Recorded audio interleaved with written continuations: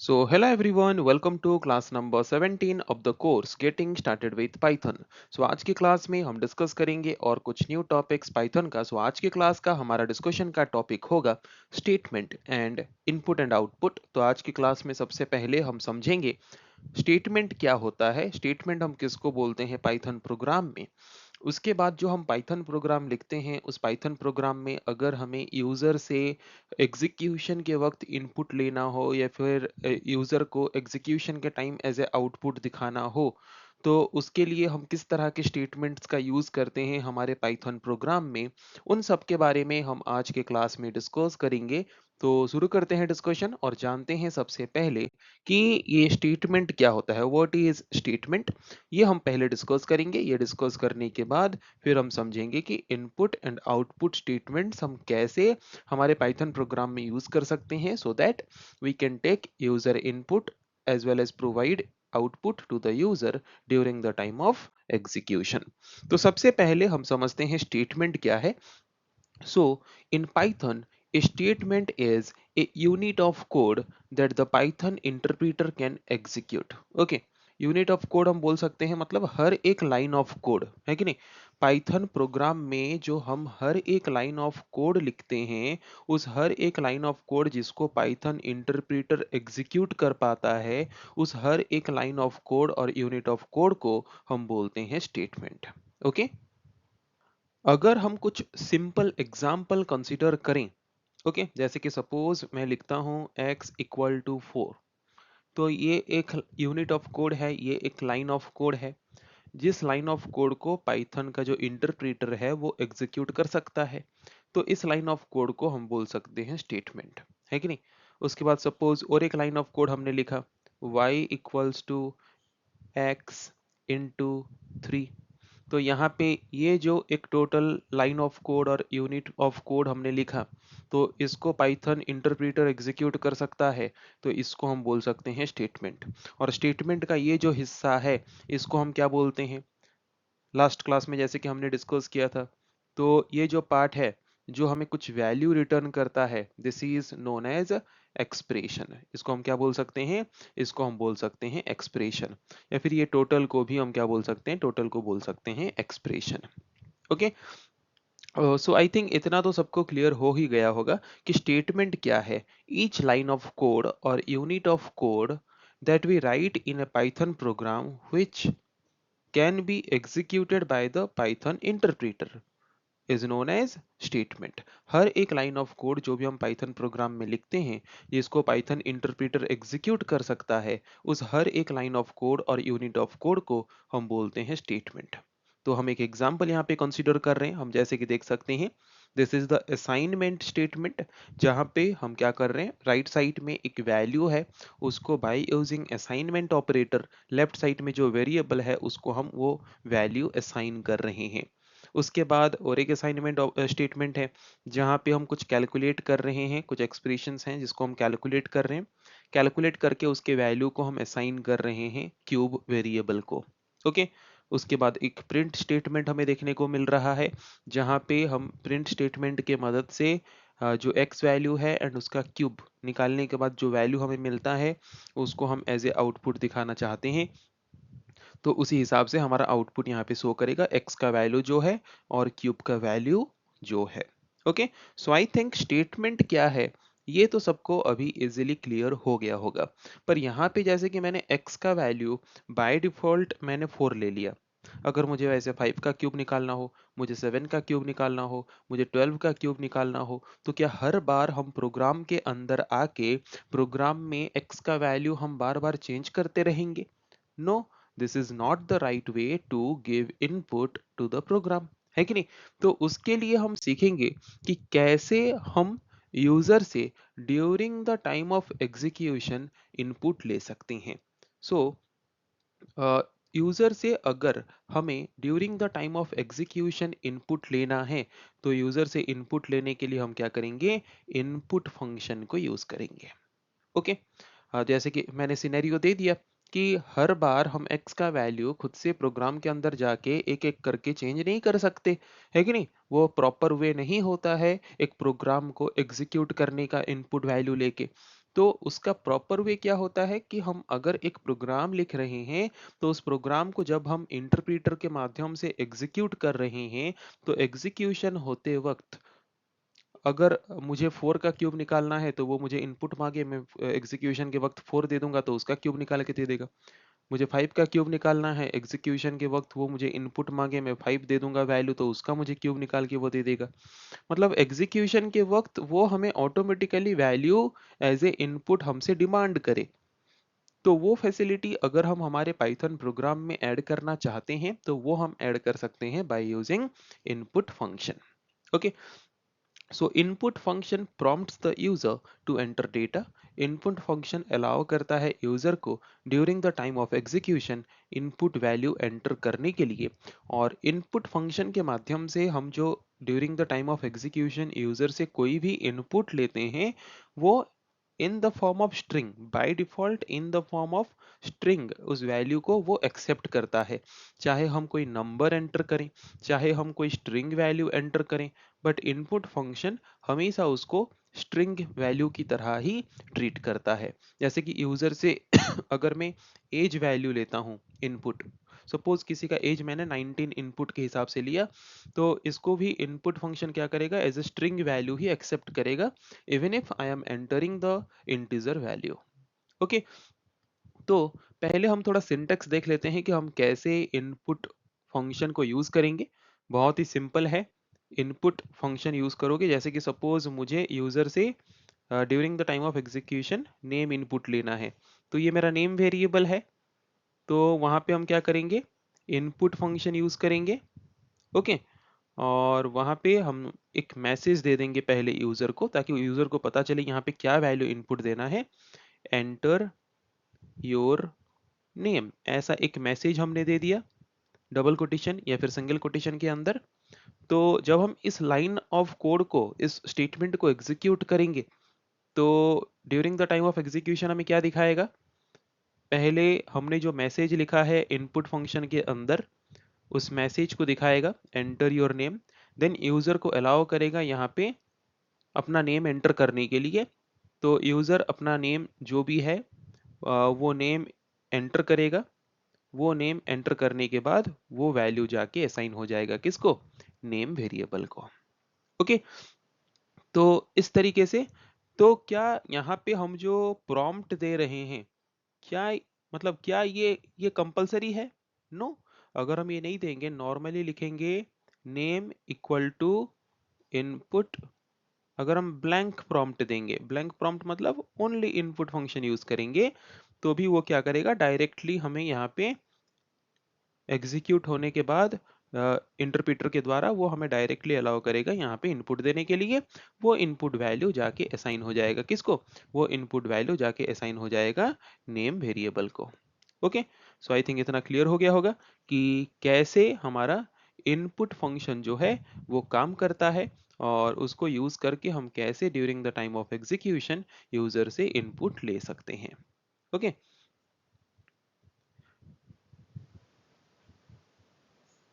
सो वही लिखा है, prompt is the string we may like to display on the screen prior to taking the input। तो यहाँ पे हम जो भी prompt देते हैं वो हम इसीलिए लिखते हैं ताकि यूजर से इनपुट लेने से पहले यूजर को एक मैसेज वो दिखा दे कि हम किस तरह का इनपुट यूजर से डिमांड कर रहे हैं, जिसके द्वारा यूजर को आसान हो उसी तरह के इनपुट वैल्यूज को प्रोवाइड करने के लिए। Okay, so when a prompt is specified, first it is displayed on the screen after which the user can enter data। वही मैंने बोला, अगर हम prompt देते हैं तो पहले prompt डिस्प्ले कराएगा, उसके बाद जाके यूजर अपना डेटा एंटर कर पाएगा। ओके, तो यूजर इनपुट क्या लेता है, input function takes exactly what is typed from the keyboard. User जो भी टाइप करता है कीबोर्ड से एग्जैक्टली उसी वैल्यू को एज ए इनपुट एक्सेप्ट करता है इनपुट फंक्शन, एंड उसको स्ट्रिंग में कन्वर्ट करता है। चाहे हम नंबर इंसर्ट करें, स्ट्रिंग इंसर्ट करें, कुछ भी इंसर्ट करें, वो उसको स्ट्रिंग की तरह ही कन्वर्ट करके कंसीडर करता है। और इक्वल टू ऑपरेटर के लेफ्ट साइड में जो वेरिएबल है उस वेरिएबल को वो वैल्यू वो असाइन कर देता है। ओके, सो आई थिंक इतना क्लियर हो गया होगा कि इनपुट फंक्शन यूज करके during the time of execution interpreter हमें कैसे अलाउ करता है यूजर से इनपुट वैल्यू एंटर करने के लिए या फिर लेने के लिए। तो हम कब तक इनपुट वैल्यू दे सकते हैं, जब तक हम एंटर की प्रेस नहीं कर लेते तब तक हम इनपुट वैल्यू दे सकते हैं। So entering data for the input function is terminated by pressing the enter key. जब हम एंटर की प्रेस कर देंगे उसके बाद यूजर डेटा एंट्री का जो प्रोसेस है वो टर्मिनेट हो जाएगा। उसके बाद यूजर और वैल्यू इनपुट नहीं दे पाएगा। ओके, एक सिंपल एग्जांपल लेते हैं। जैसे कि सपोज यहाँ पे हमने एक स्टेटमेंट लिया, वेरिएबल है उसका एफ नेम, और वहाँ पे हमने इनपुट फंक्शन यूज किया और वहाँ पे प्रॉम्प्ट हमने दिया है enter your first name.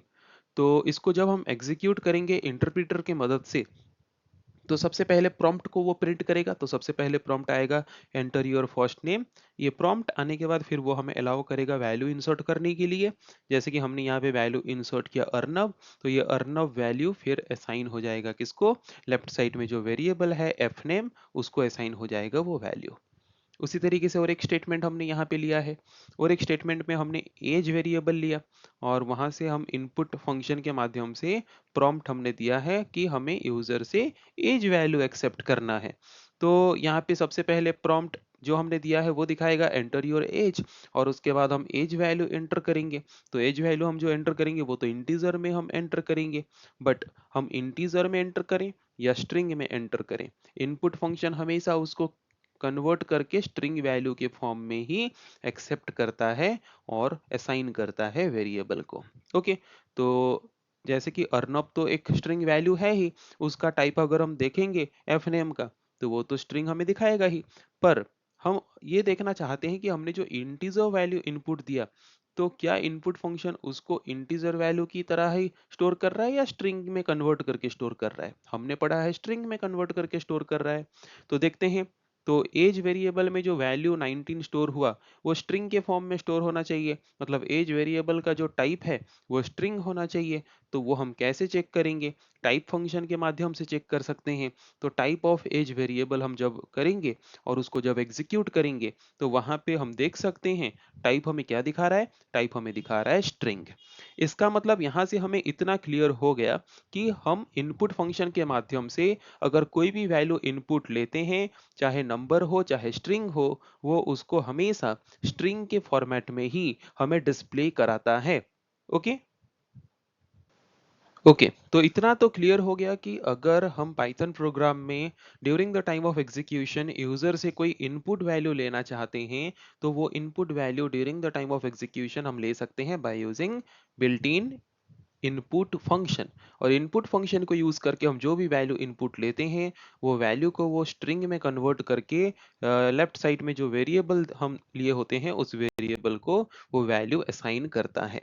Okay, तो अभी हम देखेंगे कि अगर हम यूजर से कोई इंटीजर वैल्यू इनपुट ले रहे हैं और हम चाहते हैं कि वो इंटीजर के फॉर्म में ही एक्सेप्ट हो और इंटीजर वैल्यू के फॉर्म में ही वो वेरिएबल को असाइन हो, तो उसको हमें क्या करना पड़ेगा, उसको हमें करना पड़ेगा टाइप कास्टिंग। क्या करना पड़ेगा, टाइप कास्टिंग। टाइप कास्टिंग का मतलब क्या होता है, type casting means converting the type of A value from one data type two another data type. एक डेटा टाइप से वैल्यू को दूसरे डेटा टाइप में कन्वर्ट करने को, चेंज करने को हम बोलते हैं टाइप कास्टिंग।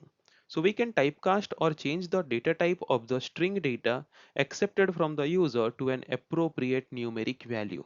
ओके, तो सपोज जैसे कि मैंने इंटीजर वैल्यू इनपुट दिया, पर इनपुट फंक्शन बाय डिफॉल्ट क्या करता है, उसको स्ट्रिंग में कन्वर्ट करके वेरिएबल में स्टोर करता है। पर मैं चाहता हूं कि इसको वो स्ट्रिंग वैल्यू के फॉर्म में स्टोर ना करके इसको वो इंटीजर के फॉर्म में ही स्टोर करे। तो हमें क्या करना पड़ेगा, इनपुट देने के बाद जब इनपुट फंक्शन उसको स्ट्रिंग में कन्वर्ट करेगा, फिर हमें उस स्ट्रिंग को नंबर में कन्वर्ट करना पड़ेगा, न्यूमेरिक वैल्यू में कन्वर्ट करना पड़ेगा बाय डूइंग टाइप कास्टिंग। तो ये टाइप कास्टिंग करने के लिए फिर हमें क्या करना पड़ेगा, टाइप कास्टिंग हम जिस टाइप में करना चाहते हैं उसी टाइप का हमें फंक्शन यूज करना पड़ेगा to do the type casting. Okay, तो जैसे कि यहाँ पे हम एक एग्जाम्पल कंसीडर करते हैं। एज वैल्यू हम जो यूजर से एक्सेप्ट करना चाहते हैं वो हम इंटीजर वैल्यू एक्सेप्ट करना चाहते हैं। तो पहले से हम इतना तो लिखते ही थे, तो जिसके द्वारा वो यूजर से इंटीजर वैल्यू इनपुट लेता था, यूजर वैल्यू इनपुट लेने के बाद उसको इनपुट फंक्शन फिर स्ट्रिंग में कन्वर्ट करता था। स्ट्रिंग में कन्वर्ट करने के बाद हम चाहते हैं वो फिर से इंटीजर वैल्यू में कन्वर्ट हो। तो इसके लिए हम ये टोटल जो इनपुट फंक्शन का स्टेटमेंट है उसको हमने किसके अंदर रखा है, उसको हमने इंट फंक्शन के अंदर रखा है, जिसके द्वारा ये इस वैल्यू को क्या करेगा, इंटीजर वैल्यू में कन्वर्ट करेगा। इंटीजर वैल्यू में कन्वर्ट करने के बाद उस वैल्यू को फिर असाइन करेगा लेफ्ट साइड में जो वेरिएबल है उसको। अब अभी अगर हम इसका टाइप चेक करेंगे तो अभी इसका टाइप हमें क्या दिखाना चाहिए, अभी इसका टाइप हमें दिखाना चाहिए int in place of string. तो हम देख सकते हैं फिर अभी इसका टाइप हमें दिखाएगा इंट। ओके, तो ये इंटीजर वैल्यू हो गया, अभी हम इसको कैलकुलेशन करने के लिए भी यूज कर सकते हैं। सो आई थिंक इतना क्लियर हो गया होगा कि अगर हम यूजर से कोई भी न्यूमेरिक वैल्यू एक्सेप्ट करते हैं बाय यूजिंग इनपुट फंक्शन, जबकि वो बाय डिफॉल्ट उसको स्ट्रिंग वैल्यू में कन्वर्ट कर देता है, तो उसको न्यूमेरिक वैल्यू में कन्वर्ट करने के लिए हम कौन सा प्रोसेस फॉलो करेंगे, आई थिंक वो क्लियरली सबको समझ आ गया होगा। ओके, तो अब तक तो इतना क्लियर हो गया कि अगर हमें during the time of execution user से कोई इनपुट लेना है तो वो इनपुट हम कैसे ले सकते हैं। अभी हम देखेंगे कि during the time of execution task perform करने के बाद अगर हम कोई आउटपुट डिस्प्ले कराना चाहते हैं तो वो आउटपुट डिस्प्ले हम कैसे करा सकते हैं, ऐसा कौन सा स्टेटमेंट है जिसको यूज करके हम आउटपुट डिस्प्ले करा सकते हैं। सो Python uses the print function to output data to the standard output device, that is screen. Screen में अगर हमें आउटपुट डिस्प्ले कराना है after doing the execution of a program, then we can display the output by using which function, by using print function. Okay, so print function evaluates the expression before displaying it on the screen. print function के अंदर हम जो भी parameters या फिर जो भी arguments देते हैं वो पहले उनको इवेल्युएट करता है, वो पहले उनको कैलकुलेट करता है, प्रोसेस करता है, फिर प्रोसेस करने के बाद ही वो उसको स्क्रीन में एज ए आउटपुट डिस्प्ले कराता है। Okay, so print function use करके हम क्या कर सकते हैं, आई थिंक इतना सबको क्लियर हो गया होगा। So the print function outputs a complete line then moves to the next line for subsequent output. Print function use करके हम जो भी उसके अंदर आर्ग्यूमेंट्स या फिर पैरामीटर्स दिए होते हैं वो उसको एक सिंगल लाइन में प्रिंट करता है, एंड सिंगल लाइन में प्रिंट करके न्यू लाइन में जंप कर जाता है for printing the subsequent outputs और for displaying the subsequent outputs. Okay, तो यहाँ पे प्रिंट फंक्शन को हम कैसे यूज कर सकते हैं उसका सिंटेक्स हम देख लेते हैं। तो जैसे कि सिंटेक्स मतलब जैसे कि कोई भी चीज अगर हम यूज करते हैं तो उसका एक टेम्पलेट होता है, वैसे ही किसी भी फंक्शन को अगर यूज करना है तो उसका टेम्पलेट क्या है, उसी टेम्पलेट को ही फॉलो करके हमें हमेशा उसी फंक्शन को यूज करना है हमारे प्रोग्राम के अंदर। तो जैसे कि सपोज मुझे प्रिंट करना है कुछ, तो यहाँ पे हम सिंपल क्या लिखेंगे, प्रिंट फंक्शन लिखेंगे, ये केस सेंसिटिव है और प्रिंट का सब स्मॉल में है। ओके, उसके बाद जो भी वैल्यूज हमें प्रिंट करना है हम ऐसे कॉमा दे दे के लिखेंगे, है कि नहीं। तो ये फर्स्ट वैल्यू फिर कॉमा देके हमने सेकेंड वैल्यू फिर कॉमा देके हमने थर्ड वैल्यू जो लिखा, तो यहाँ पे first value and second value, ये तो फर्स्ट पार्ट हो गया हमारा वैल्यू। ओके, फर्स्ट पार्ट हमारा हो गया वैल्यू। हम सिंगल वैल्यू भी ले सकते हैं, मोर देन वन वैल्यू भी ले सकते हैं। ये जो स्क्वायर ब्रैकेट के अंदर है ये ऑप्शनल पार्ट है, ओनली सिंगल वैल्यू लेके भी हम आउटपुट दिखा सकते हैं, चाहे तो मोर देन वन वैल्यूज भी ले सकते हैं। और अगर हम मोर देन वन वैल्यूज ले रहे हैं देन वहां पे हम कॉमा देके उनको सेपरेट करके लेंगे। फिर उसके बाद नेक्स्ट ऑप्शनल पार्ट होता है सेपरेटर। सेपरेटर मतलब जैसे कि ये फर्स्ट वैल्यू है, ये सेकेंड वैल्यू है, तो ये दोनों वैल्यू के बीच सेपरेटर के हिसाब से हम क्या यूज करना चाहते हैं। बाय डिफॉल्ट जैसे कि यहाँ पे मैंने लिया है आई, यहाँ पे हमने लिया है एम, तो बाय डिफॉल्ट सेपरेटर के हिसाब से काम क्या करता है इसमें, स्पेस, ब्लैंक स्पेस। ओके, अगर हम कोई दूसरा सेपरेटर यूज करना चाहते हैं तो हम यहाँ पे कॉमा दे के लास्ट में लिख सकते हैं सेपरेटर इक्वल टू जो भी सेपरेटर हम देना चाहते हैं। जैसे कि मैं अंडरस्कोर सेपरेटर देना चाहता हूँ तो यहाँ पे मैं अंडरस्कोर सेपरेटर दूंगा तो अंडरस्कोर आ जाएगा ब्लैंक स्पेस के बदले। उसके बाद लास्ट वाला पार्ट होता है एंड। जब हम ये टोटल जितने भी यहाँ पे पैरामीटर्स हैं उनको इवेल्युएट करके प्रिंट कर देंगे, प्रिंट करने के बाद फिर हम लास्ट में क्या करना चाहते हैं, सारे पैरामीटर्स को इवेलुएट करके प्रिंट करने के बाद फिर हम लास्ट में क्या करना चाहते हैं। बाय डिफॉल्ट होता है हम न्यू लाइन में जंप करना चाहते हैं। ओके, इसको हम ज्यादातर चेंज करते नहीं है, तो बाय डिफॉल्ट जो है वही होता है। जैसे कि सपोज यहाँ पे आई एम स्टूडेंट लिखा है, तो यहाँ पे ये प्रिंट कर देगा आई एम स्टूडेंट। उसके बाद बाय डिफॉल्ट वहां पे क्या होता है, न्यू लाइन में जंप करेगा एंड का वैल्यू, तो वो न्यू लाइन में जंप करके फिर यहाँ पे कर्सर को ले आता है। फिर नेक्स्ट प्रिंट स्टेटमेंट जब हम यूज करेंगे, फिर न्यू लाइन में उसको वो प्रिंट करेगा। Okay, so I think clear हो गया होगा कि ये प्रिंट स्टेटमेंट जो है उसका सिंटेक्स ऐसा क्यों है और कौन से पार्ट को हम किस पर्पस के लिए यूज करते हैं। वही चीज यहाँ पे लिखा है कि जो सेपरेटर है ये एक ऑप्शनल पैरामीटर है, इसको हम यूज करते हैं as a separator between the output values. जैसे कि ये first output value second output value दोनों के बीच हम सेपरेटर के हिसाब से क्या यूज करना चाहते हैं, वो हम डिफाइन करते हैं सेपरेटर पैरामीटर के द्वारा। सेपरेटर पैरामीटर के हिसाब से हम कोई भी कैरेक्टर को, कोई भी इंटीजर को या फिर कोई भी स्ट्रिंग को यूज कर सकते हैं। बाय डिफॉल्ट सेपरेटर के हिसाब से क्या यूज होता है, स्पेस। ओके, देन लास्ट और एक पार्ट जो है optional part, that is end. This is also optional and it allows us to specify any string to be appended. Appended मतलब लास्ट में किसी चीज को अगर हम ऐड करते हैं, that is called appended. Okay, मतलब जो लास्ट वैल्यू है, लास्ट वैल्यू हमारा स्टूडेंट है, उसके बाद हम क्या करना चाहते हैं वो हम डिफाइन करते हैं by using and parameter. By default and parameter का वैल्यू होता है क्या, बाय डिफॉल्ट एंड पैरामीटर का वैल्यू होता है न्यू लाइन। लास्ट जो आउटपुट वैल्यू है उसको प्रिंट करने के बाद हम न्यू लाइन में जंप करके आना चाहते हैं। ओके, तो ये बाय डिफॉल्ट वैल्यू होता है एंड पैरामीटर का। तो आई थिंक क्लियर हो गया होगा कि हम प्रिंट स्टेटमेंट को कैसे यूज करते हैं during the time of execution output को हमारे स्क्रीन में प्रिंट करने के लिए। तो यहाँ पे कुछ एग्जांपल हमने कंसीडर किया है, तो इन एग्जांपल्स को हम थोड़ा देख लेते हैं। तो फर्स्ट एग्जांपल है प्रिंट स्ट्रिंग वैल्यू है डबल कोटेशन के अंदर। तो जो भी डबल कोटेशन के अंदर होता है वो डायरेक्टली उसको ऐसे एज ए मैसेज प्रिंट कर लेता है। उसके बाद प्रिंट, यहाँ पे कुछ वैल्यू है, हमने पढ़ा था कि प्रिंट स्टेटमेंट में अगर हमें कभी कुछ इवेलुएट करना हो तो वो पहले इवेलुएट करता है फिर आउटपुट दिखाता है। तो ये इवेलुएट करेगा, इवेलुएट करने के बाद जो वैल्यू मिलेगा उस वैल्यू को एज ए आउटपुट डिस्प्ले करेगा। उसके बाद यहाँ पे हमने मल्टीपल स्ट्रिंग वैल्यूज लिया है और कनकेटिनेटर ऑपरेटर यूज करके उनको हमने कंबाइन किया है और कंबाइन करके आउटपुट डिस्प्ले किया है। ओके, फिर लास्ट वाले में प्रिंट स्टेटमेंट में यहाँ पे हमने multiple values as a parameter हमने लिया है by separating them using comma.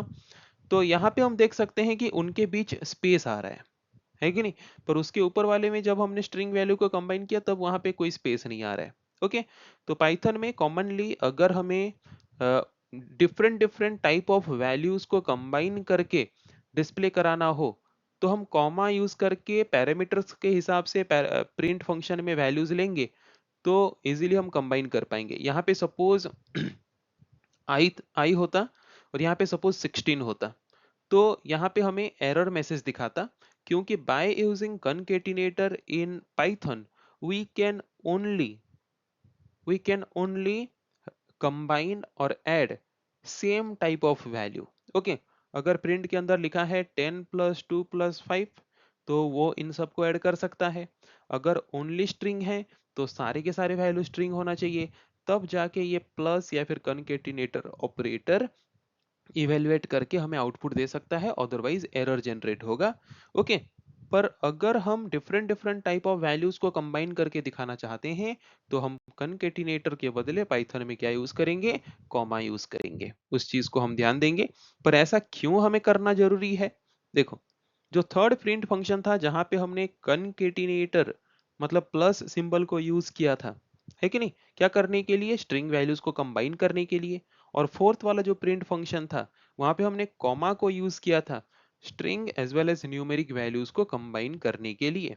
Okay, तो जहां पे हम कॉमा यूज किए हैं, कॉमा का मतलब क्या होता है, जैसे कि कोई भी फंक्शन में हम पैरामीटर्स पास करते हैं, आर्ग्यूमेंट पास करते हैं, तो हम कॉमा दे दे के मल्टीपल आर्ग्यूमेंट्स पास करते हैं। तो यहाँ पे प्रिंट फंक्शन में हमने जो कॉमा दिया है इसका मतलब हमने प्रिंट फंक्शन को आर्ग्यूमेंट पास किया है। और हम multiple different type of arguments easily pass कर सकते हैं कोई भी फंक्शन को। तो उसके लिए वो हमें अलाउ करता है डिफरेंट टाइप ऑफ वैल्यूज को कॉमा दे दे के प्रिंट फंक्शन को पास करने के लिए। पास करने के बाद वो उन वैल्यूज को इवेलुएट करता है और इवेलुएट करके हमें एज ए आउटपुट प्रोवाइड करता है। बट जहां पे हमने प्लस वाला जो कनकेटिनेटर ऑपरेटर यूज किया था कॉमा के बदले, वो हमें एरर जनरेट करेगा। और क्यों एरर जनरेट करेगा उसके बाद में नेक्स्ट सेक्शन जो हम डिस्कस करेंगे आगे नेक्स्ट क्लासेस में, उसके बारे में और डिटेल में हम जानेंगे और डिटेल में हम पढ़ेंगे। ओके, सो आई थिंक आज के क्लास में हमने जो डिफरेंट टॉपिक्स डिस्कस किया कि स्टेटमेंट क्या होता है, इनपुट स्टेटमेंट हम कैसे ऐड कर सकते हैं, आउटपुट स्टेटमेंट्स हम कैसे ऐड कर सकते हैं, इनपुट स्टेटमेंट आउटपुट स्टेटमेंट का सिंटेक्स क्या है कि नहीं, कौन से टर्म को क्यों यूज किया जाता है, अगर हम यूजर से कोई भी वैल्यू इनपुट लेते हैं वो किस फॉर्मेट में इनपुट हमें एक्सेप्ट करता है, उसको अगर हमें न्यूमेरिक वैल्यू में कन्वर्ट करना है तो कैसे कर सकते हैं। ऐसे कुछ बहुत से इंपॉर्टेंट टॉपिक्स हमने आज के क्लास में कवर किया है। सो आई थिंक सबको ये सारे टॉपिक्स बहुत ही आसान तरीके से समझ आ चुका होगा। सो नेक्स्ट क्लास में हम डिस्कस करेंगे ऐसे और कुछ टॉपिक्स। सो आज के क्लास को हम यही पे एंड करते हैं। So thank you everyone.